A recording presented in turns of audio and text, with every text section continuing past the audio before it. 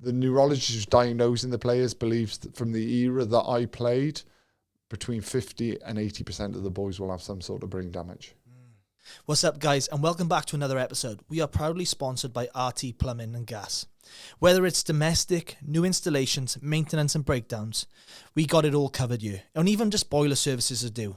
You can book us at 07730 393 064 or just email us at rtplumbing.gas@gmail.com. Whether it's a breakdown, gas, maintenance, plumbing, or just a servicing and heating, contact the guys at RT Plumbing. Should have asked if you want water, mate. You all right? No, I'm good. I'm all right, yeah. I just had a shitload after cycling, so I don't want too much more. Where have you gone? So you cycled on my stick? Yes, I don't know. He took me around some mountains, and yeah, I'll show you some photos and videos after, but yeah, it was good. Cool. Well, man, Alix Popham, I've got in the hot seat today. Mate, growing up, I used to be a big fan of you playing, obviously, and you had that dog mentality, just giving it 100% all the time. I think growing up watching you play for Wales and all the clubs you play for, you just 100% mentality, and I think I used to love that about you, so ferocious. And I think I'm super grateful, obviously, to have you in the chair. But I'm really intrigued to know that impact of what's kind of like created what's going on in your world now, I suppose, because that might be a bit of the story to where you are today. Yeah, definitely. I think from a young age, started playing rugby at the age of 4. Contact was allowed at 4, and we were told pretty early doors that you couldn't go into a contact situation, not at 100%. So that's how I played the game. That's what I was good at. And every time I went over that white line in training or a game, I was switched on to give my all. And I had no off switch, really, with the style of rugby that I played. Yeah, 100%. I don't know if that, like you said, that was instilled in you from coaches, but like you always were 100. There was no like 50. No. It was never a 40 or a 60% collision with you, or when you were running the ball. I literally just chucked in YouTube early Alix Popham and was just seeing you run over Ronan O'Gara against Ireland, and then I've seen like multiple other games where like live or on TV, and just seeing the approach you had to sports. And I think that's credit to you, because people love those type of players. But it's just really interesting now that someone who's such a on the field, you'd be designed as like the label as the alpha dog, the big dog. Yeah. Get the enforcer on, you know what I mean? And you're someone now who's an advocate for, hey, like this is what I've gone through, and hundreds, probably thousands have gone through what you're going through right now, and you're the advocate for it. Yeah, it's with the style of play that I played, I love that side of the game, the physicality, imposing yourself in the game early as possible, and getting the first physical big hit. I wasn't a dirty player as or do you know what I mean? But I was definitely physical, and that's what I enjoyed. The problem was you were doing that day in, day out in training against your teammates, where there was no referee. You wanted to keep your position. Someone was trying to get your position, and that was for 10 months of the year. And then tours with Wales, you wanted to be starting, and you try to put it about, and that was the way it was. It was like the Wild West. There was no real real medical people, especially with clubs. Early doors on the pitch, when you took a knock to the head, now I know it's a brain injury, and you were feeling a bit dazed or seeing stars, you would just have some sniffing salts, some water over the face, and just crack on. And that was the way you dealt with it. But with what I know now and what I've learned over the last 5 years since my diagnosis, it's insane what was known when, what's been hidden, what's been suppressed, what's still being suppressed and hidden from current players, mums and dads, coaches, and it's not right. And I still love rugby. I love it's a physical game. We're not going to really make the game on a Saturday any safer than it currently is, but there's so much more that can be done during the week to look after these players, and it's still not being done. Still not enough, yeah. No. This is one thing, I don't know if they do it over here now, but I'm pretty sure in New Zealand, you know, like growing up the juniors and minis, With the weights. The weights, Yeah, they don't do it here. And it's something that could be done. But ultimately, as I said, I started playing at 4, contact was allowed. Now it's 9. That's still far too young, that developing brain. Every contact, no matter if it's to the head or to the body, there's some type of movement and the brain is smashing us against the skull. And we've just got to limit that. So start them later.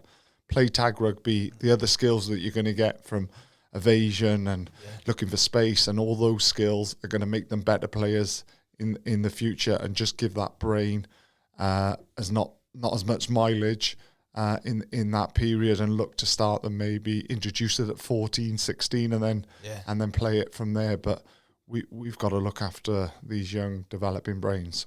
100%. There's and I agree with you regarding the touch rugby and evading, you know, head trauma so early on, because even like other countries like Australia, touch rugby and TRL and Aussie tag, it's like massive. Yeah. And the skill sets over there are pretty far ahead. Even like look at the Kiwis and how they play.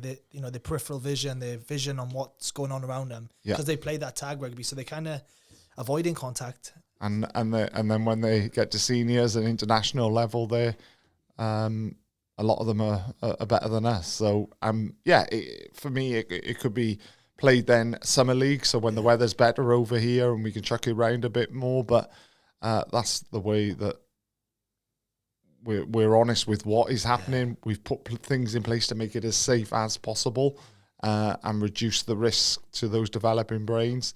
And then more players will have better skills at the other end.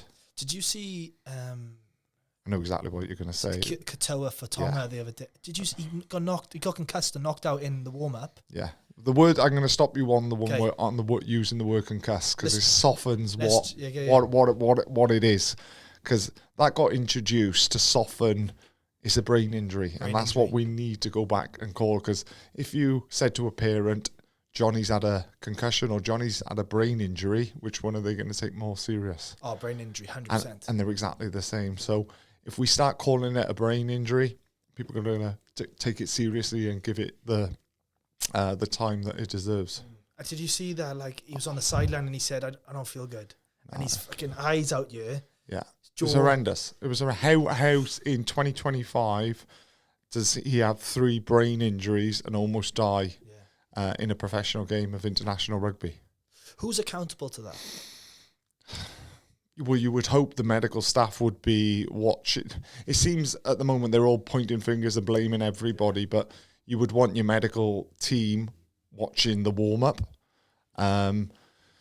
Then for him to be KO'd again during the game, Cat 1 symptoms, that's straight pulled off. No HIA. Yeah. He goes off for a HIA and passes that, and then comes back on and has a 3rd brain injury. So it's just shocking how it gets to that stage at that level, and with the knowledge around that stadium of medics, coaches, players, allowing him to have 3.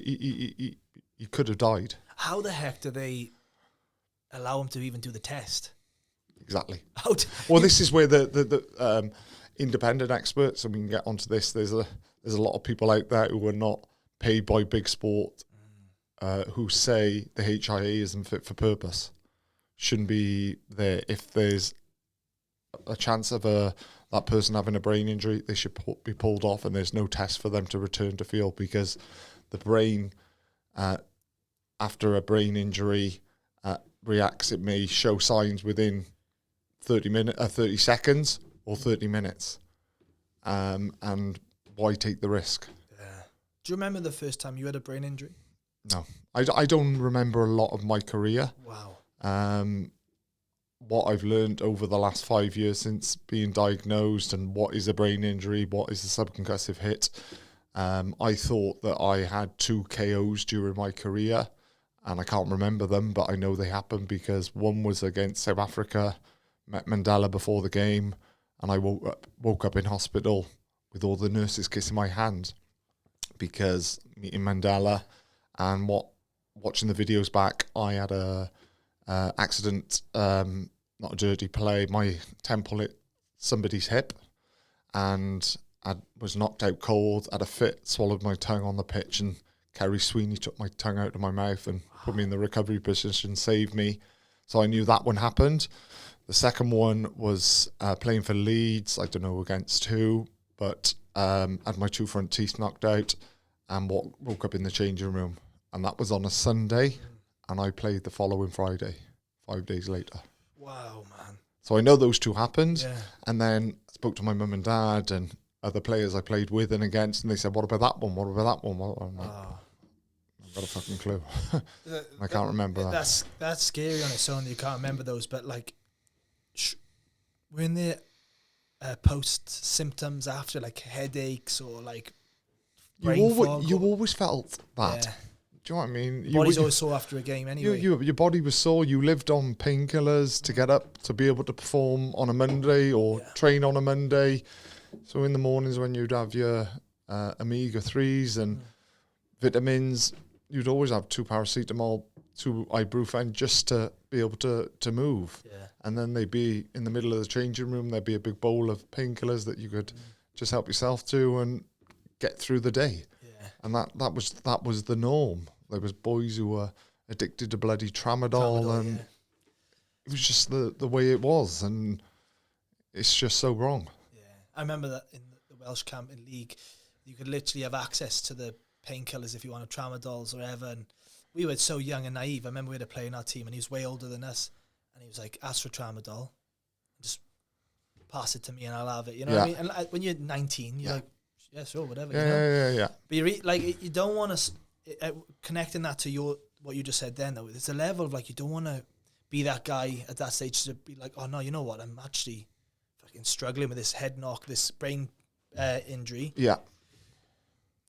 Well, you're told from it, not told. It's ingrained in you from a young age to hide injuries, to write any weaknesses. You okay? Yeah. Yeah. And it needs to be taken from the player's hands. Like all the protocols now that are too short anyway, that are 6 steps that fit into 6 days that you can't miss a game with no science behind. They're all player led on how are you feeling?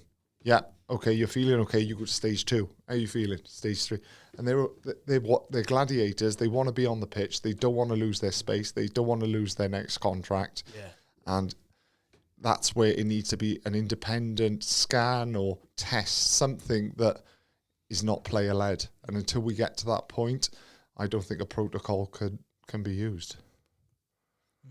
When do you... What's up, guys? I just want to give a massive shout out to our new partners on the podcast, Haven Alarms. They are massive on looking after our family, making sure that they're safe at home with the CCTV intruder and door cameras. And now the game changer that keeps everyone safe, your loved ones, your family, your friends, and the wider community. The game changer is the fact that they now have something totally different, where they can get access and safety to your loved ones from just a click on your phone. So whether your children are outside the house, they're on the way to school, or you're coming home from a night out and you feel alert or distressed, there's people around you that are making you feel on edge, you can now click an app on your phone which can keep you safe at all times, and it'll send an emergency response out to all of your loved ones. Once they do that, they're one click away from finding where your directions are, and they can get access to you within minutes. Now, this is the game changer. In the world that we are in right now, I want everyone safe. Now, if you feel like you want your children safe, or your family or your loved ones safe, now this is the game changer. So check in the description below, click the link, and sign up to your Haven Alarm and get your family and your loved ones feeling safe at all times. When did you experience your first ever moment of going like a holy shit moment? Well, I didn't finish through brain injury. I snapped my tricep and popped my shoulder, and tackling was my game. And I was told if I had, after what they went in to do the reconstruction, that if I took another bang on it, I may need a replacement. So I was like, no, I'm not doing that. I had 14 good years of professional with not a lot of injuries, and big injuries, I'd say, where shoulders, knees out for 6-9 months. I had none of that. And it was only until most probably I finished. When did I finish? 2011, 2019, that my wife started noticing symptoms, things that I was struggling with, and I was most probably in denial that it was everyday stress, kids, ex, things like that making excuses, and I was having like serious conversations with Mel over something, and then the hour later, the following day, I had no recollection of this conversation, and I was like, yeah, something's up. Just carry on, and then I went on a bike ride that I've done many times from my house, and I had a blackout moment where I didn't know where I was. Wow. Phoned Mel, quite upset, and she said, look, cycle home the way you came, follow Strava home. Got home, burst into tears, and decided the following day that I'd ring the doctors to say something was up, and it was like a relief that I admitted that things weren't right. I felt like my head was like spaghetti junction a lot of the times when there weren't big things in there, but lots of things together seemed like, how do I start this list? How do I go from getting these jobs done and of simple tasks, but they just all together felt like a maze that I couldn't get. Then the anxiety, the anger, the outbursts would come after, or as a result of that feeling of overload really in my brain. And went to the doctors, and with my history, I was fortunate that my doctor was half the time a GP, half the time a neurologist, got me straight in for scans, and had a neuropsychologist then do a load of memory testing with me and things like that.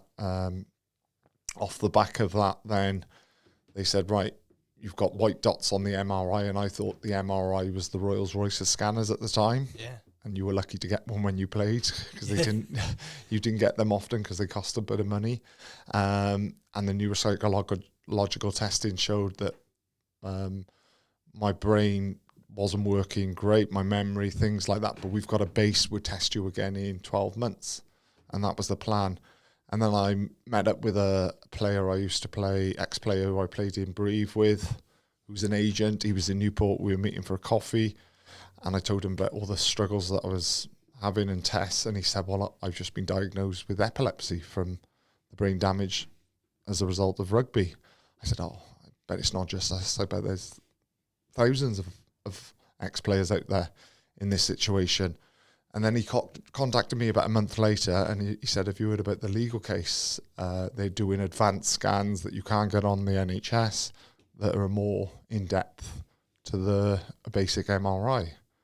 So that's how I got involved, and had the DTI scans, which are all the neural, shows all the neural pathways, and that's what, when I got diagnosed, showed 14 areas of my brain that was damaged. Wow.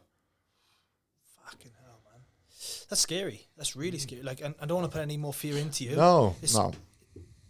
That could be. Well, it is, but it gave me a lot of peace and answers as well, that I wasn't just going fucking nuts with things. Yeah, because I can imagine you like, hang on, I'm forgetting this. Hang on, that task, this, and then just becoming too much, and then going, why is this happening all of a sudden? Yeah. And then it's giving you a bit of a clarity, and now you've got a roadmap. Okay, this is the path I want to go down. Yeah, I'm good mates with Stevie Ward. Do you know, in Leeds? Yeah, Stevie's great. I'm sure he went to Mexico. Yeah, we both. I got Steve to Mexico. So amazing. Yeah. Do you want to explain what that is? I can't really go into too much detail because the technology, the science hasn't been proven yet. But they've done an FDA trial with children with cerebral palsy. It helped a lot for me personally with my headaches. Most afternoons I would get headaches. I would have to, like Stevie, would have to lie in a dark room and be shut off from the world. But my headaches were maybe 3 or 4 times a week like that.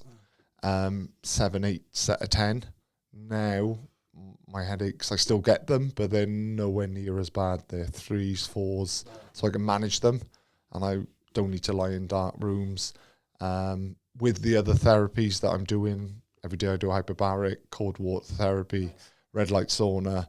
I'm doing all those little 1%, my diet, my exercise, all those things I think are helping. I work 2-3 days spread over the week. So again, it's not too much, and I've got to treat my brain like an old Nokia battery. I've got to keep charging it and resting it and managing how much I can do. Is that from trial and error then? Yeah. See, yeah. Okay, that's where my threshold is. I've got Yeah. I can feel that spaghetti junction building up. Then I pull back, and knowing or having the diagnosis, knowing that feeling that like a kettle boiling, I don't want it to ever boil and overflow. Yeah. So I just pull it back a little bit, and yeah, that's been 4 years with the treatments, with my therapies, with understanding of my family, my wife, the kids, all, yeah, just managing it is better, even though it's shit news that I've had. It's better knowing than not knowing, because unfortunately some players haven't known or haven't been diagnosed, or it's become too much and they've gone on to do something that, yeah. Well, I don't want to. Who's that NFL guy? Hernandez, yeah. Was he connected to? Yeah, CTE? he's been diagnosed with CTE after death. Yeah, There's been about 20, 30 NFL players who've gone on. Yeah. I bet though at the same time, it must be a lot of just what's the right word to use? Like with you and your partner, kind of like a bit of clarity and be relaxed. Like, oh, thank God it's that, because it could have been. Oh, she thought I had a brain tumor, and that's why. When I did get diagnosed and went for the scan, she thought something else was going to be said. So for them to say, yeah, it was shit news. The neurologist said there is no treatment, there is no cure. That was before we knew about Mexico and go in there. And with Mexico, like, I've had 3 treatments. I think it's going to be a treatment that you need every couple of years. But it's so new, it's such new technology, we don't know. Yeah. Chris Kamara has always also been over and had 2 treatments, but we're trying to bring it to the UK to do clinical trials over here, because I felt a bit of guilt that I've had this treatment. 6 other players I know have had the treatment and it's helped them, not cured them or anything, or cured us or anything like that, but has definitely helped. But there's thousands out there who are in a terrible way, and we need to be able to give them that support and that hope, really, to be able to do a clinical trial here, because there's a long way to go, massively, and big commitment financially to go over there. Yeah, I'm so surprised that isn't in the UK or in America or in the major countries. Yeah, I think Roberto, I speak to him regularly. He's so paranoid with proving the science first with the children with cerebral palsy, because I don't think Big Pharma are going to like this treatment as such, because there's no pills that you've got to take. You have the treatment, and it's that world is a funny business, and I think he's got to 100% prove the science first on what he's done with the children, and then we can go, and then from there, my understanding is we can bring it to the UK and do a clinical trial. Cool, man. That's awesome. And I love that. But the thing about the mind, though, is like it's constantly evolving. Like technology is evolving, studies. Yeah. So thank God that we're in a position where it's on the studies, though, that's if 100% of it's, again, what I've learned on the research on what's gone on in big sport, especially over the decades. A lot has been suppressed, mismanaged. There's a group called the Consensus in Sport Group. I don't know if you've heard of them. No. So they're an independent body, and all big sports pay in for this independent research. So FIFA, NFL, AFL, Rugby League, Rugby Union, hockey, everybody pays in for this independent research. And the main guy there, Paul McCrory, an Australian neurologist, has been in charge for 25, 30 years. And 18 months ago, he got caught with 80 cases of plagiarism, sticking 2 pieces of research to get the answers he wanted, and work for big sport. Oh, shit. And big sport is still using those protocols. That science. So it's very conflicted. Yeah. And we're still going ahead with those guys. Well, we're still using a lot of that research as a foundation for the return to play protocols. Like, if you get KO'd in rugby, within the 6 steps, which fits into 6 days, that you don't miss any games, you could be playing after a KO in rugby with the loopholes in 7 days. The same injury in boxing, you couldn't fight for 3 months.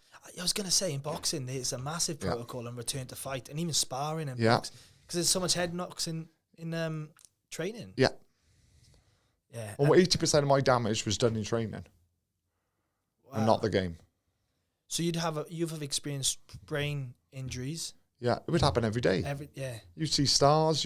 When you hit pads or. That's what I was gonna say. Al, like, how many times like we've had little black moments, stars. Yeah.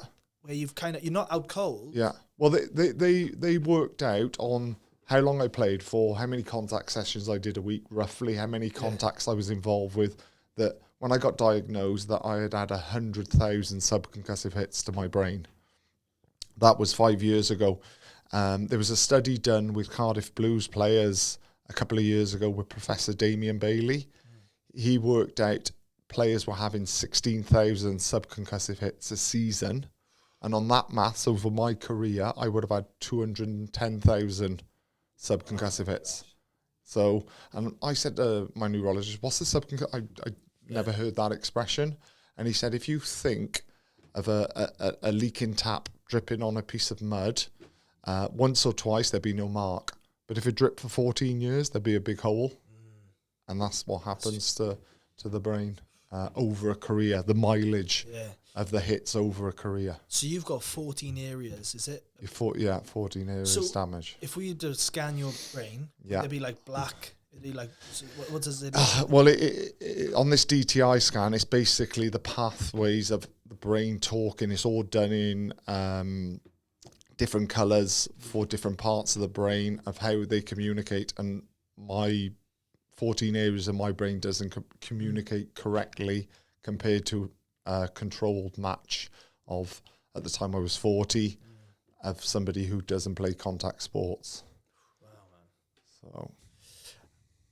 So the reality is that we're never gonna. I don't think you're ever gonna prevent, like you just said, Saturday's game is the best it could potentially be, like safeguarded. Yeah.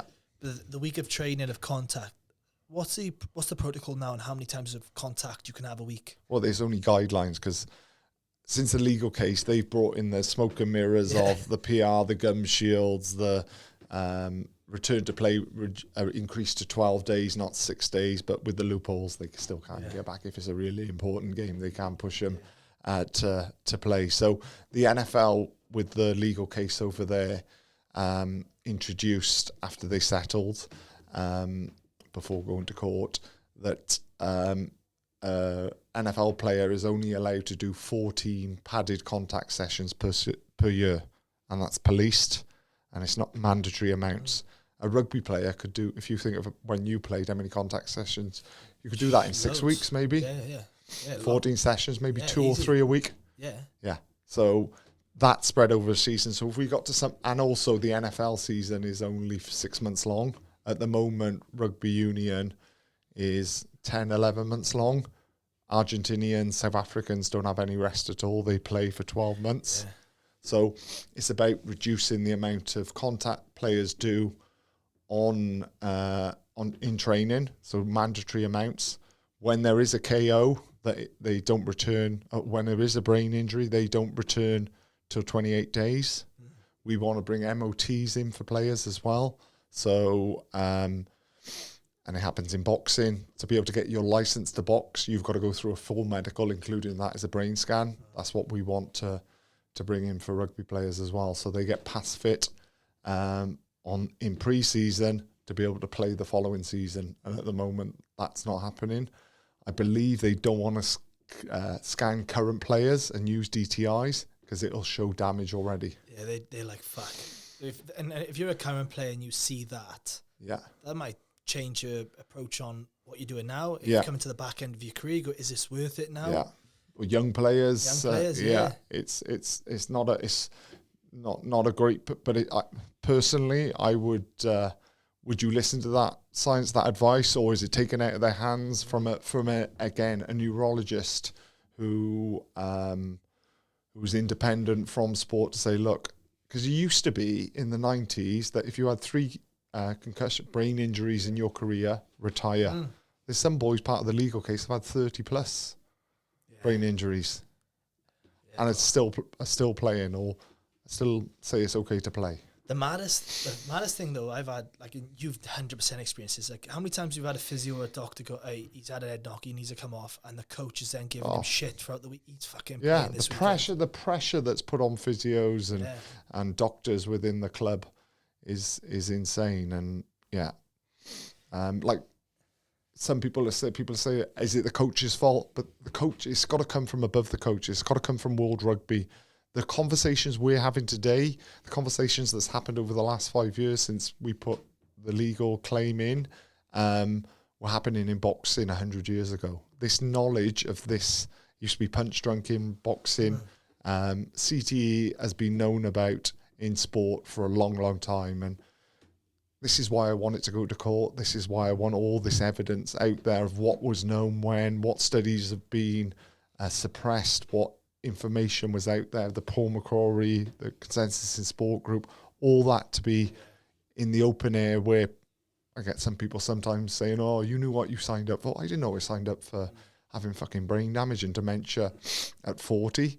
Nah. Nobody signed up for that. Yeah, it's massive, that is, man. It's huge. When do you, like, I know that there's a case coming together to go. Is it gone? They've had hearings, so we've got another hearing next Wednesday, then one final one early next year, and that one they will pick the trial date. And from that date, then we will send all our evidence across, a lot of evidence, witness statements from independent experts of what's gone on and when, and then we will have to have all their internal comms of messages back and forth. Wow, man. How long has this been going on for? Like, how long? 5 years, 5-6 years. Wow. And if this goes ahead and you win this case, what could happen? Well, it's ultimately that we believe that we weren't told the true facts of what was known, and it's, like I said, it's not the coach's fault, but there were people in the organisations who had an idea this was going on. And when it went professional in 95, we went from training Tuesday night, Thursday night, play on a Saturday, to literally training 9 to 5 every day, smashing shit out of each other. Last person standing on a Thursday would play on a Saturday, and it was like the Wild West. So that, as your job, you should have been looked after so much better. Do you remember that drill? While you're saying it, things just popped in my head. Do you remember, like, we used to have the thing called King of the Ring? So you have people in the corner, and you stand in the middle, and you just have to twat everyone until you put them down the floor. I'm just thinking back, how much? Just insane. That's a Monday night or a Tuesday night train. Do you know what I mean? Yeah, and it was always used as a punishment. If you had a shocker on a Saturday and lost or didn't defend very well, you would have, as a punishment, some days it would be on the Sunday, the day after playing, we would be called in to do 50-100s and a contact session to toughen you up. Some teams had live fucking boxing on a Monday after their brains were still swollen from the game and expected to do live boxing. Oh, man. You can get stuck in this. We just got to get rid of that old school mentality. Yeah. Full stop. I agree. Well, I hope it gets, well, when the case goes ahead and the appeal happens, I hope you guys wins for everyone, just to better not just better rugby. It sounds like it can better other sports, other people, and bringing that awareness. Hey everyone, it's Ollie Olds here with a quick word from our incredible sponsor, Pitch Roofer. Your home is your castle, and nothing protects that castle better than a solid, reliable roof. That's where Pitch Roofer comes in. They're not just building roofs, they're building trust, community, and peace of mind. Pitch Roofer has been serving our local community for years, and what really sets them apart is their commitment to giving back. From supporting local sport teams to donating to charities. They're making a real difference beyond roofing. Together, we are stronger. Now, if your roof is looking a little worse for wear, or you are thinking it might be time for a full replacement, Pitch Roofer has got you covered with top quality solutions tailored to protect your home and boost that curb appeal. Why should you choose Pitch Roofer? Let me break it down for you. Experienced professionals. These guys know this stuff with years of expertise in residential roofing. Affordable rates, competitive pricing with no hidden costs, high quality materials, durable weather-resistant products that stand the test of time.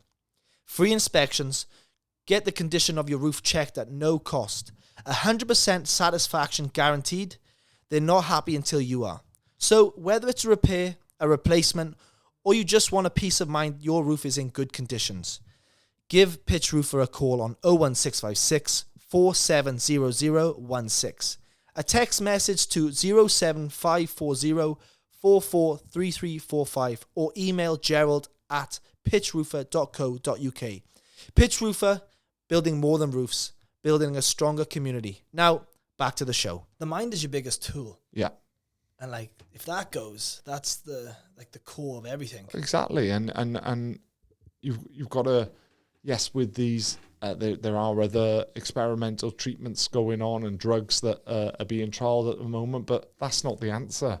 The control, what we've got at the moment, that things that we want put in place that I've explained about, the mandatory amounts of contact, the length of the season, 28 days rest, all those things, annual MOT scans for current players, all those things will make the sport so much safer and people to understand, be educated, that unfortunately at the moment, the people who are still playing trust that bubble that they're in, the doctors, it's okay to play, come back in 6 days and not question. You wouldn't question because you want your spot. You want to be playing. You want to be in that team. And that is where it needs to be taken out of their hands because you're a long time retired and you're a long time retired with a damaged brain.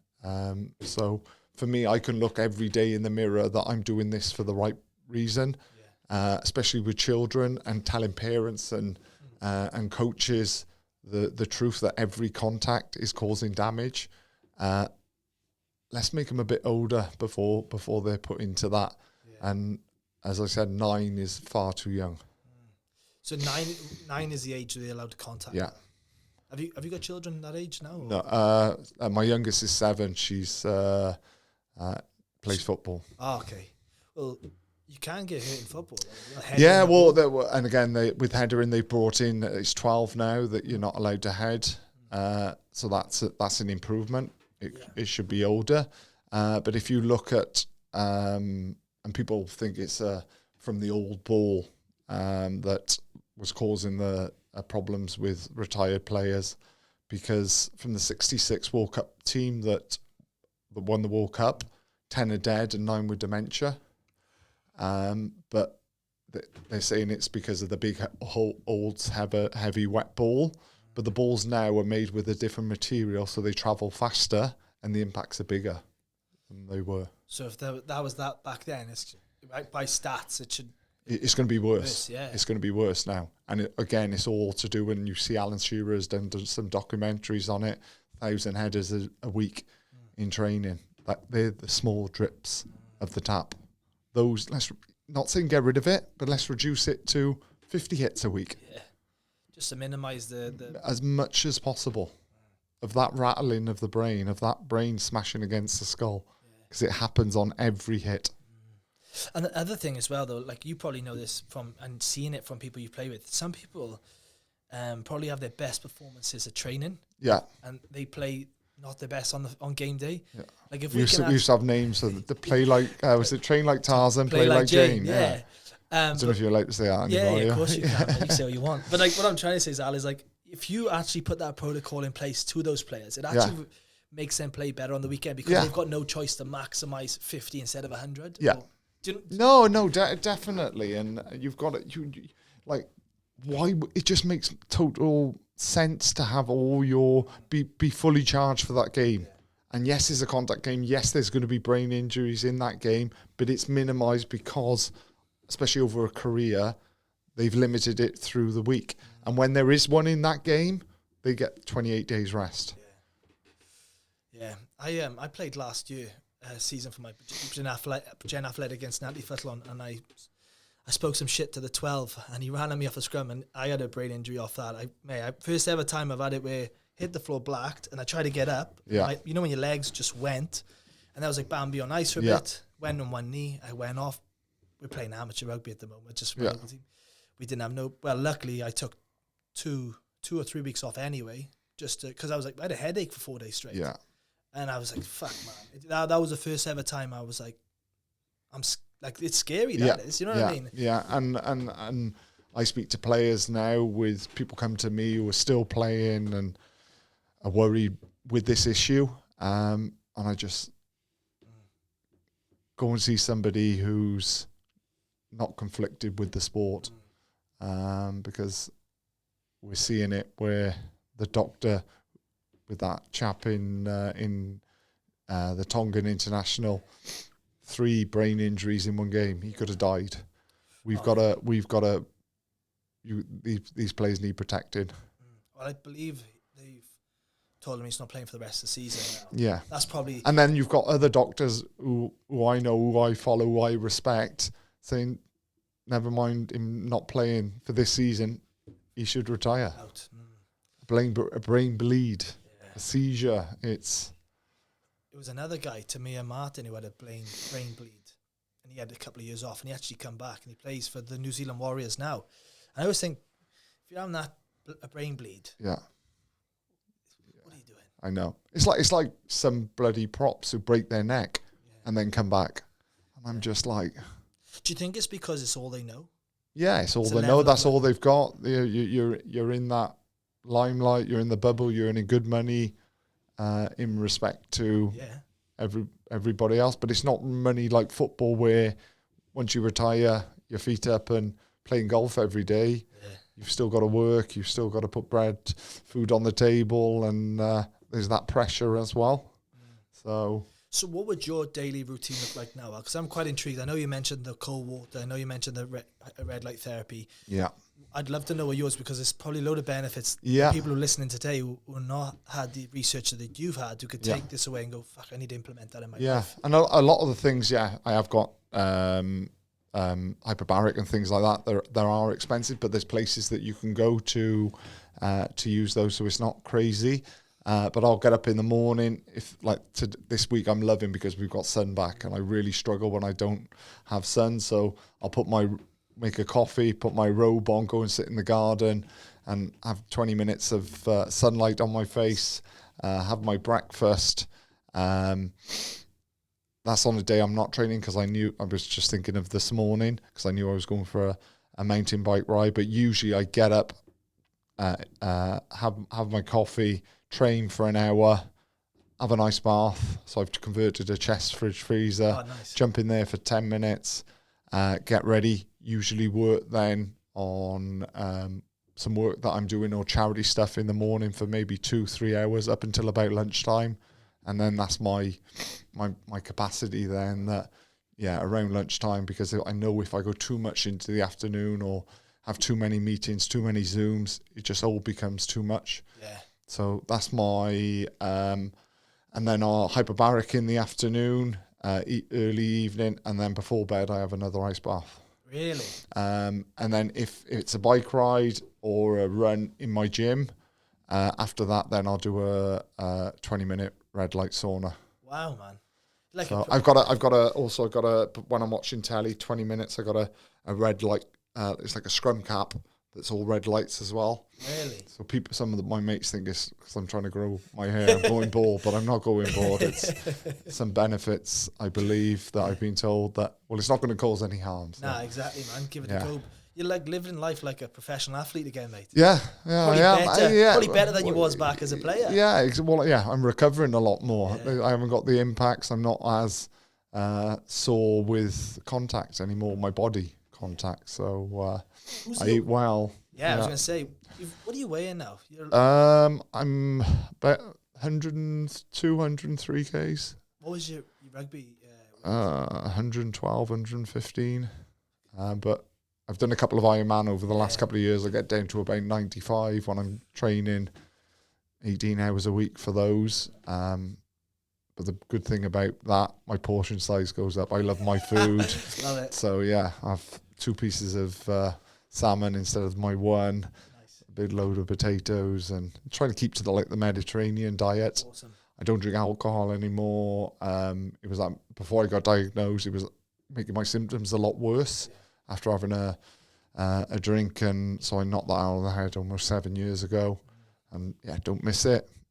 Still got a childish sense of humour, and don't need a drink to have fun.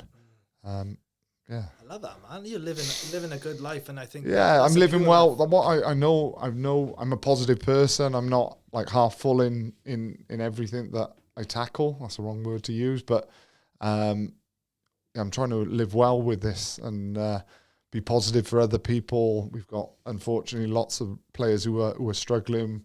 We set up a charity, Head for Change, where we support ex-players, their families. There's 3 key pillars in Head for Change. That's care and support for the players and their family.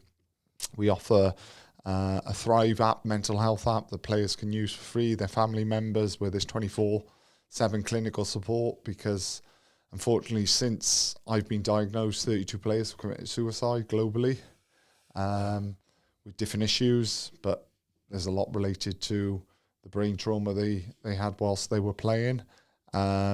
Then it's education. I believe if we get the education right for the players, mums and dads, coaches, unlike I was, and probably you were, we're going to be in a lot better position. So we've rolled out a education program for schools and clubs. Love that. And it's all positive about sport and the good things that sport does for you. But if and when you have a brain injury, signs, symptoms, and what you should and shouldn't do. Yeah. So that's gone down really well. We've hit last week 500 kids that we've reached. Wow. And we've got another 1,000 signed up for next year or this next term. So that's, and then independent research. Because as I said, we want independent where 100% of the research gets put out to the public, because that doesn't always happen. Yeah, because you don't want to muddy the water with... I'm so surprised with this organisation that's connected to the sports you talk about. Yeah. That's fucking... It's insane. That's crazy. Yeah. Do some research when you come on. What's it called? So Consensus, CISG, Consensus in Sport Group. Yeah. And the guy who's been caught for 80 cases of plagiarism is Paul McCrory. Yeah. A lot of blood on his hands. Yeah. Deaths. Do you know what I mean? People dying young because the result of what's happened, what he's put in place for these sports. How can you have such a conscience like that, though, knowing that shit's going on and you're just taking backhanders and, money talk, of course, but I don't know, man. If you've got a heart. Yeah. Just like I said, these are great sports. They can still be enjoyed with contact, but there's things that need to be put in place to make them as safe as they can be. If it was any other industry, any other trade, the measures are put in place to make it like a building site. Yeah. Those measures, those ticking boxes of, is it as safe as it? Yes. If something bad happens, they learn and they put something in place so it doesn't happen again. Unfortunately, in sport, that's not the case. Yeah, I know. I wonder if it's because it's down to being like an entertainer sport and what it does for viewers and people watching the game. They want the best players on. Obviously, it's ended down to winning as well. But like we discussed off air about building sites, like now to go on a building site, you have to have a breathalyzer every morning. Yeah. So like the protocol is if you come in intoxicated, you're not on site. No. Well, if you had brain injury or brain trauma, you ain't coming on. You aren't coming on site, or if you're bloody high on tramadol, because there's some boys who play because they're addicted to tramadol. Yeah. It just needs to be every angle looked at to make it as safe as possible, and that currently isn't the case.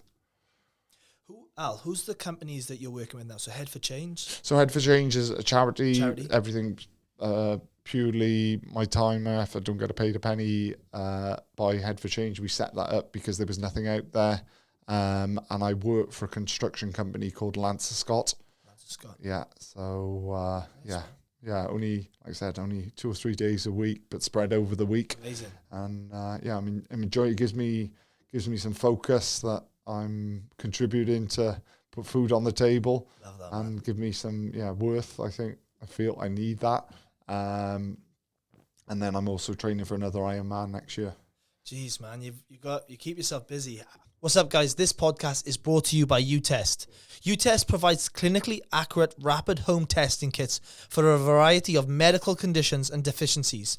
Designed for convenience, these tests deliver results in just 5 minutes, eliminating the need to wait days or weeks for lab results.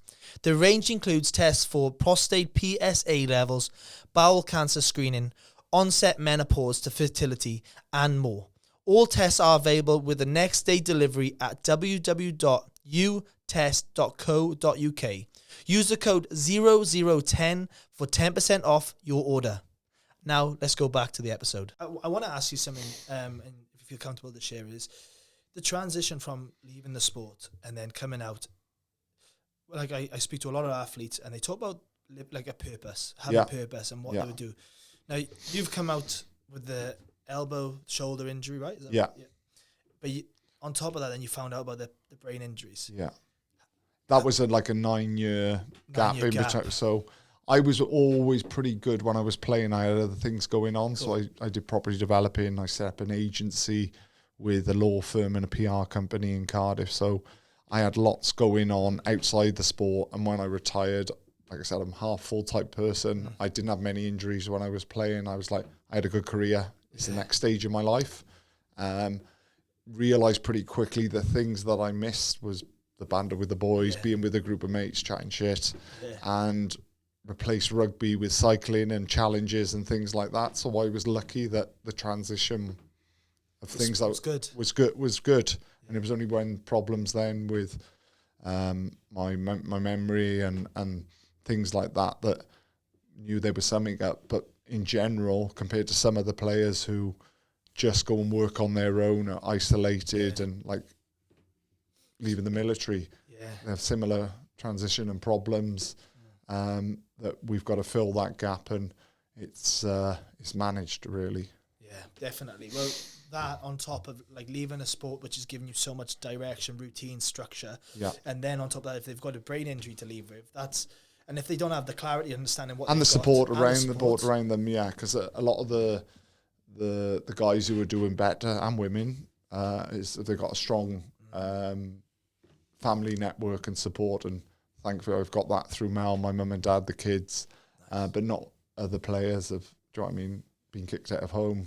Like last summer I had a message off one of the boys, international professional rugby player, been kicked out from his family home, was sofa surfing, was washing himself and his clothes in a stream because he had nowhere to go, he had no food, so we got emergency respite housing for him, and being left in that position, it's tough going on. Shocking. Wow, that's mad. I was going to ask you a question then on that as well. Like, sorry, no, my brain. It was when I think of something, I've got to say it straight away. Otherwise, I forget. I love it. It was something I was going to talk about then regarding. Gosh, it'll come back to me now.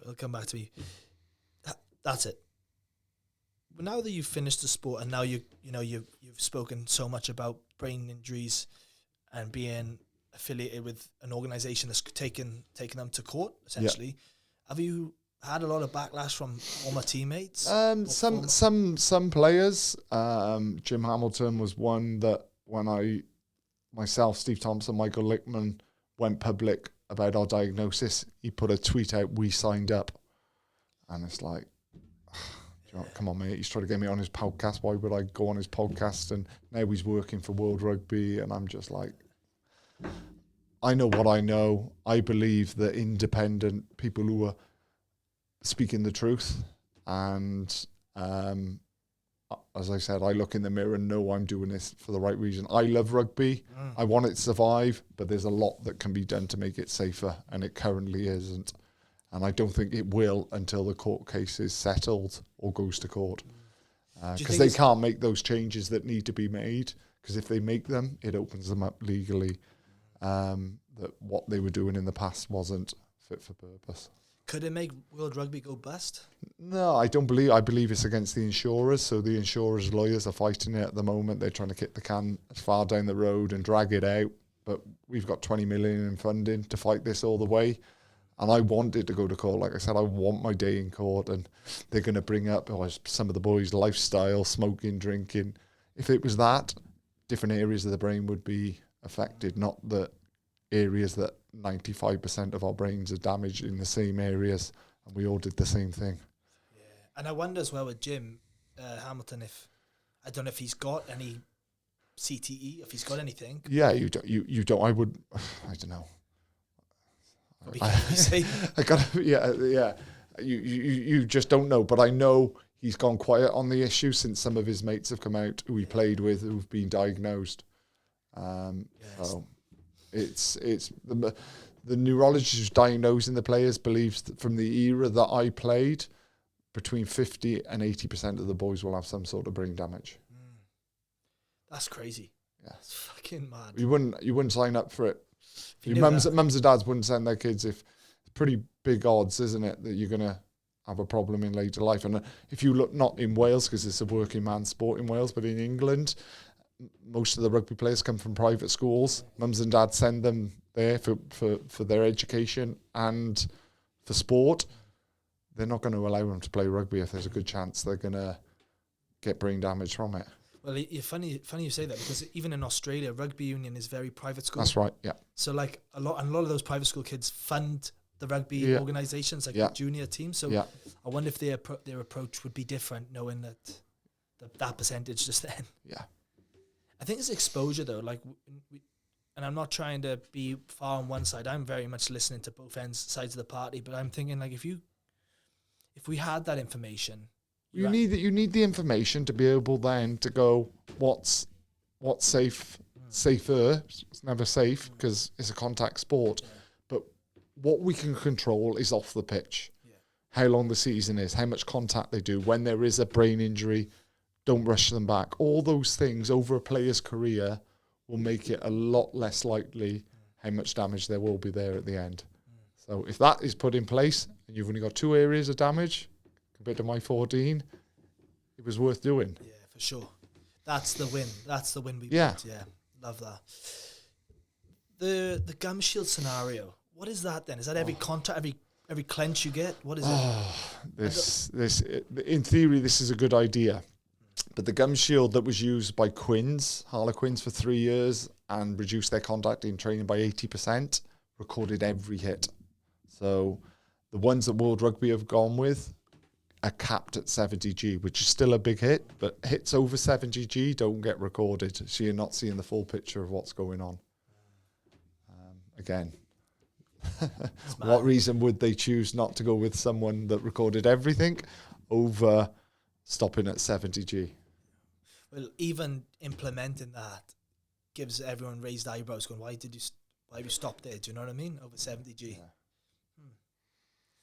And I've enjoyed having you on. Thank you we've got a mutual. Tommy Barnes. Tommy Barnes, shout out to you, buddy. Yeah, I know. I hope he watches this. Funny enough, though, when I was in Australia 2020 or 2021, he was like, you need to get Alix Popham on. I just started the podcast there. Yeah. I was like, yeah, I love to. And as you know, Tommy loves a beer, doesn't he? Yeah. I think he's tried to FaceTime me about 4 or 5 times when I was with him. But he's a great guy. I wouldn't answer. Certain times of the day, I look at Tom, he's on the piss. Is it true he was banned from Newport Saracens trips away or something like that? Most probably, yeah. Are you a Saracens? No. Okay. I was a Newport High School old boy, but he was carnage on the piss, and still my best mate, and known each other since I met Tom, and my memories of being in school and childhood are pretty good. And I met Tom in the queue for dinners on the first day of comp, and I was watching him. What are you doing? And he was putting sausage on the buffet. He was putting sausages in his blazer pocket, so he didn't have to pay for them. He only had to pay for the chips. Oh, mate, he's a boy and a half. He's street smart, and he's proper out there. Yeah. Another question I'll ask you. You started at Newport. You debuted really young, didn't you? 18, yeah. 18. You went to Leeds. Was it Tykes there? Yeah. What was the decision to go all the way to Leeds at that age? Well, the first year I played at Newport, the seniors weren't great. I was playing with the youth. They called myself Matthew J. Watkins into the senior team. I think I was involved as an 18-year-old in 30-odd games. We won one game that season. We should have been relegated. And I think one of the teams who was coming up didn't have the right facilities, so we stayed up in the top league. The following season played a lot of rugby, was playing a lot with Wales, Welsh youth, Wales under 21s. And then the following season, and we brought some decent players in. The following season, I think they signed Steve Ajomo from Bath, an English back row. And I think written in my contract was if they signed an international back row into the team, I had a clause to be able to leave because I wanted to obviously play as often as possible. And Steve Ajomo came into the team, didn't train all pre-season. I played all the pre-season games and did well in those. And then the first game of the league, picked him. Phil Davis was at Leeds and he'd been trying to get me there. And I just thought, I'm not putting up this season. Let's go there, be in a better league. Went there and within, I can't remember how long, but got called into the Welsh squad from there and got capped. Wow, man. Yeah, I loved your career, man. Yeah. You were 100 all the time, like this, flying into things. You had that long hair, blonde hair. Or natural. 100%, man. But no, it's been an absolute pleasure. It's and I'm glad to see how passionate you are about this as well. Yeah, like I said, I was at the game last week, was at the game against Argentina. I want Wales to win. I want them to do well. Unfortunately, what's happened with the regions at the moment is tough, but I want Wales to flourish and do well and be competitive. But there's a bigger world out there with regards to other rugby nations. We just got to make it as safe as possible. You played in the really good era too. You were in that stage where you were in the Six Nations. Who was the coach? Was it Ruddock? Then it was... you were with Warren Gatland. Yeah. I had a campaign with Gatland, then I signed in France and he wouldn't pick me. Were you in that game where you beat England at Twickenham? Yeah, that was my last game. Was that his first? Yeah. That's right.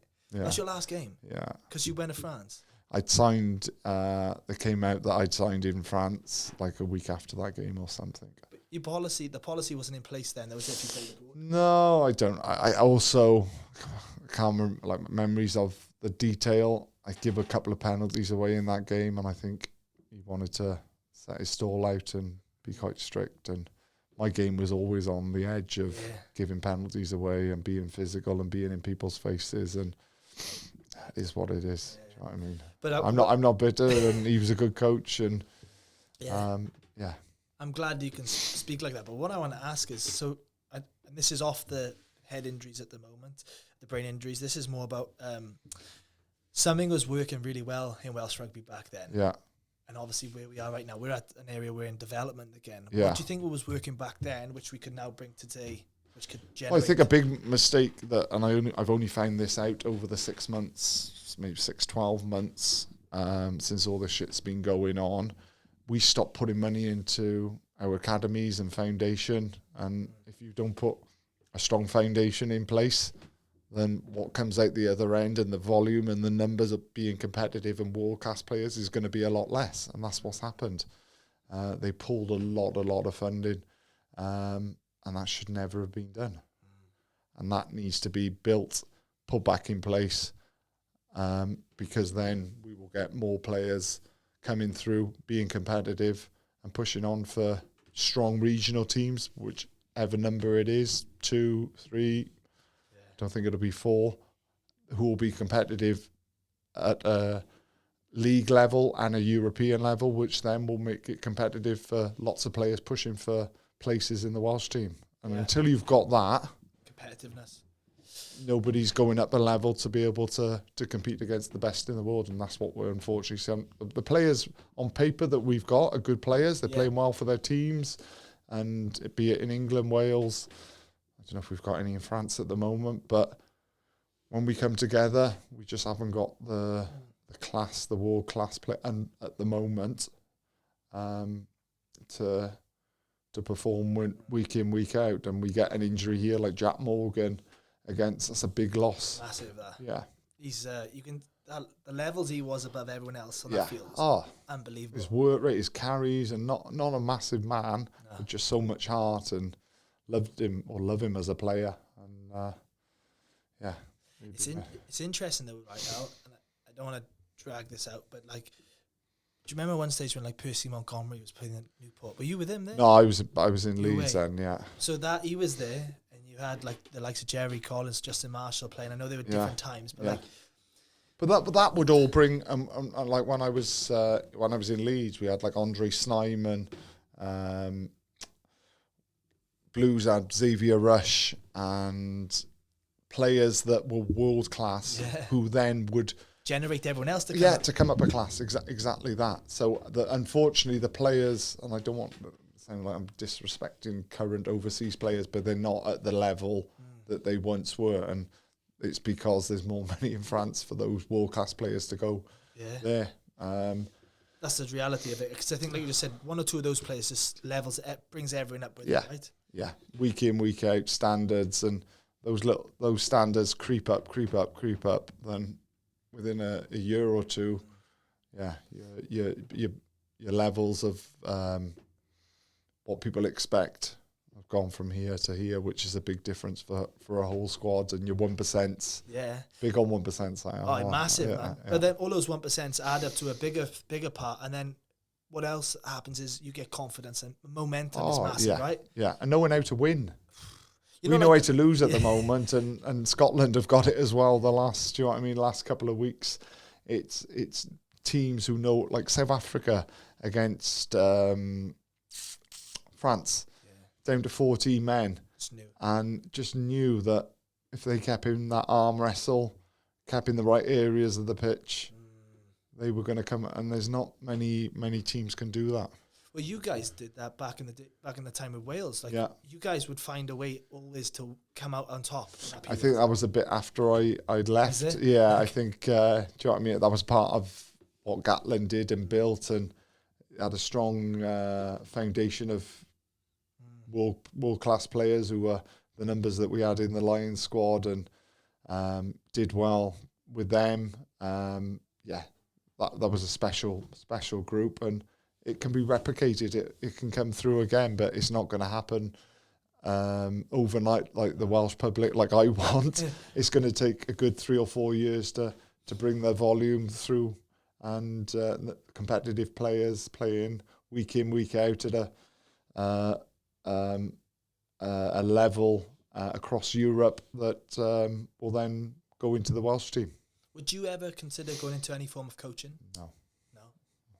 I enjoy my weekends too much. I don't. You like your bike too much? I just, like I said, I don't, the pressure, I like to control the pressures of what come into my life now, because if I get too many, that's when I notice things that aren't working right, and it's not real pressure as in what coaches get, and I just wouldn't want to be involved in. You've got to be a certain personality to and like you look at the budgets of what we've got as regions to spend. I looked at the Pro in France, what they're spending, and my old team, Brive, their squad budget last year was 18 million euros, 18.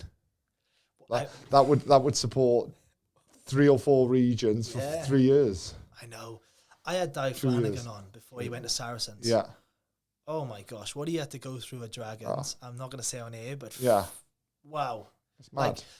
He was. How were we supposed to compete? He was trying to get the budget within, get it in within a safe budget. Yeah. So that was obviously cutting contracts, letting people go. Yeah. But on top of that, you 1 or 2 injuries from losing a solid 15, like you pay. Well, they had at the end of last season, and then again, this is with player welfare. They had 22 senior players out injured, and they played the Blue Bulls away, and they had to bring in a prop who was a second choice prop from Carmarthen Quins, play against a international prop at Blue Bulls in South Africa. Wow. How was that safe? What if in that scrum he broke his neck? Yeah. It's just friggin' nuts. It's mad, it is mad, but he's... But player welfare is the number 1 priority. Yeah, 100%. Put that in there. That's what they keep saying. That's their go-to line. Yeah, that's what they. Yeah, that's the kind of player. Any when a player comes out with a diagnosis, or that's what I've heard for 5 years, and I just keep reading this shit that this is happening, that's happening. It's a buzzword. It's what the lawyers are telling them to say. Yeah, man. But we'll get there. Yeah, I'd love to see where we're going to be in the next 5 years. Yeah. Well, Do you know what I mean? Well, we haven't talked about it, but the I don't know if it will get the go ahead, but the Rugby 360.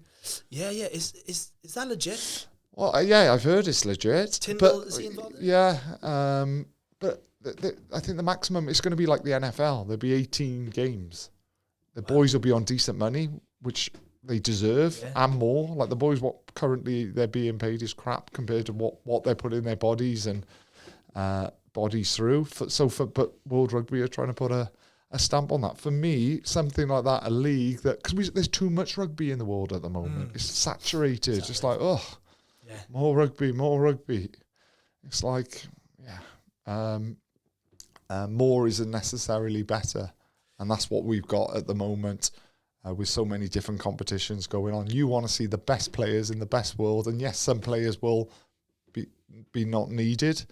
But that's professional sport, and now I want to enjoy watching rugby, and I think you want to watch the best players playing in the top league. Definitely. Well, I enjoy watching the French rugby purely because it's like Harlem Globetrotters just going at it, and they just the tries are freakish. And the support, do you know what I mean? The bloody it's 20, 30,000 style-out stadiums week in, week out, and that's what you should be playing in front of, not bloody 3,000 or 4,000 at Liberty.